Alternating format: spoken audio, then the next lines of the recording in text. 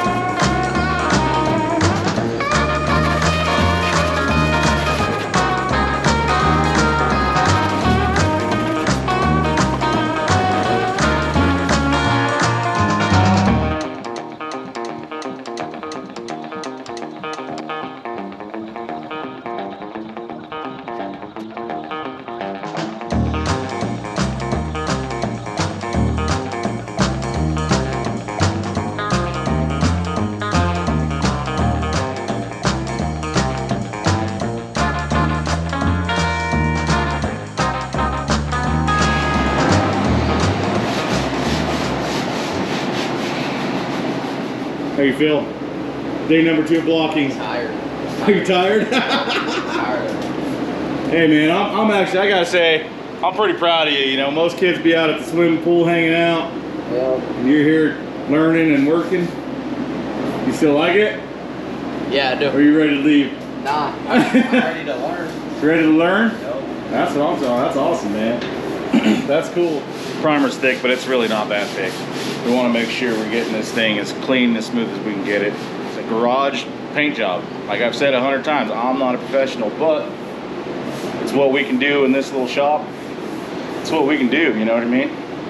And I'm pretty proud of that, honestly. I think this car is going to turn out good. And hopefully it gets us some more work. That'd be really, really cool. I appreciate everybody out there who supports us. I see people going over to other people's channels and talking about us and saying, hey, you guys should let, you know, Howlin Wolf paint this car or this truck, and I see them in the comments, people tell me about it. I think it's really, really cool. So we appreciate you guys for that. But you know, I'm just a small time dude and I'm good with that. And we do pretty good work for what we are. You know, a lot of people are like, well, you know, do you do anything other than enamels? Yes. This is professional paint. This will be professional paint. This is professional paint from a paint store. It's very expensive paint. I think a gallon of this stuff was like $1,100. So it's definitely not the most expensive stuff, but it is expensive paint. So this is $1,100 worth of paint that I have to trust myself to put on this car and do the best job that I can with. And we're gonna do it. I know we're gonna do it. And if I don't do it correctly or it doesn't come out right, I will reach into my pocket and I will make it right and I will go buy more paint. But I think we have enough paint to cover the car, get everything done, and then we're gonna do custom stuff and custom paint, old school customs and old school stuff on top. You know, some lowrider stuff, custom car stuff, whatever you want to call it. Maybe throw in a couple little scallop flicks. We're not real sure. Some 60s old school car paint. That's what we're gonna do, and do some customer stuff, because I know a lot of you guys on here get a hold of me about paint jobs, and it's just really hard right now. And I got so bombarded with things right as I got this car, you know, we rebuilt my backyard, we did all this other stuff, we traveled, we, you know, had weddings, we had everything else that we had to do. But now it's time to really focus on this car. I still have 2 car shows coming up. One this weekend, and then the weekend after that we'll be at Bow Hub Car Show. So, but in the meantime, we're still going to work on this car. We're going to work on it hard and try to get this out to the family. And we still have a lot of custom touches we still want to put on the roof, and we're going to do that. We're getting there. Got these last little pieces that needed to be done. Just need a little primer on them. They don't need any work, so there's no reason to prime them twice. We're just going to prime them once, get them good. I think we got the car all ready to go. Kai's already got it wiped down. Ready to do this? Am I ready? Yeah, you ready? Yeah, I'm ready. Way ready. Ready? Well, all right, man. I think I'm gonna go ahead and start shooting. You want to throw your mask on? yeah.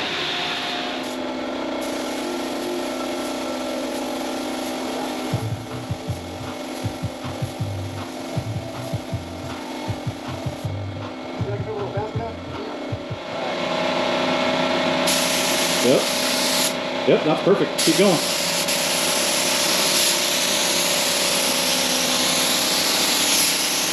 Wow. It's actually pretty good. Keep that same thing going to see where you left off. Yeah. Try to make every stroke the same. Okay.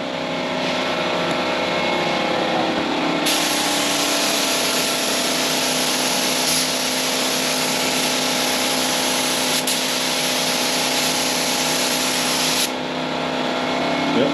Now go down. So I go up like that because I feel like I can see it better. Go down. There you go, just like that.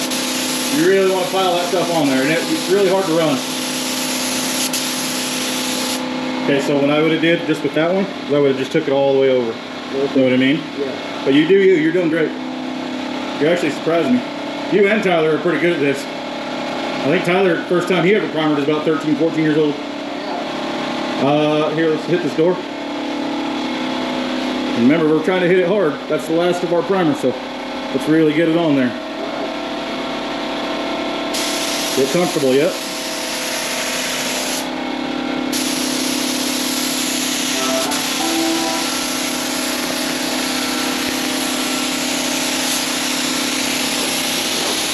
Like that, yep.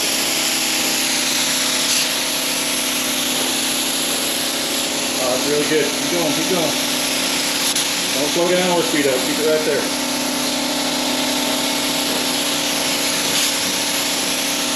Your hair close. There you go.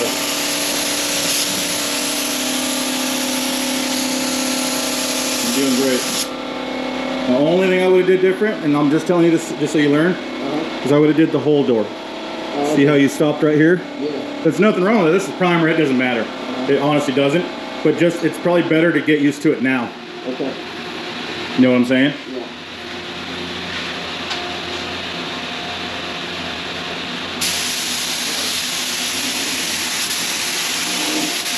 See how you have to do that a little bit now? You can get that fender too, it don't matter. We're gonna get all the primer on there, that way we can sand it all off.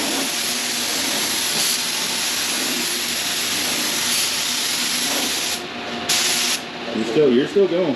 It's just hard to see sometimes. Go hit this again. Okay. Or we repaired, just to make sure. Actually, I think it's looking pretty darn good. It's got a little sheen, so it's not wobbly or nothing. So hopefully it comes out good. Start at the bottom. So it just goes straight up like this? Yeah, that's how I do it. Okay. Do exactly how you just were. Perfect. Do that. Just keep that the whole time. Just tell yourself you're going to keep doing that same speed, same everything. That's perfect.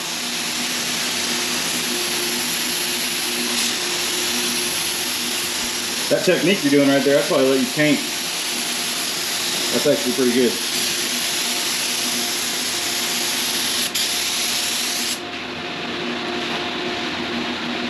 That was actually really good. Yeah, just keep on going, dude. Heck yeah, dude. What do you think? It's pretty fun. Is it fun? Yeah, I like it. I like You're it. starting to get the hang of it, huh? Yeah, a little bit. You starting to get a little comfortable with it. That's cool.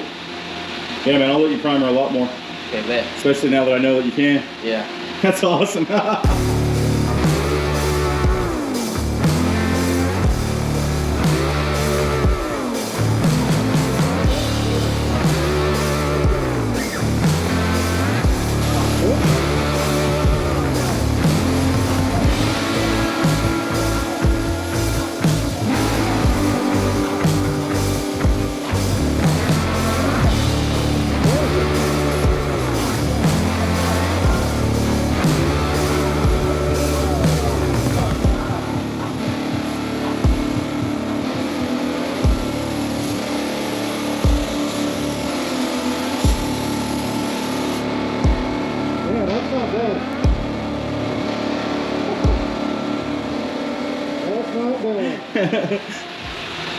All right, primer number 2.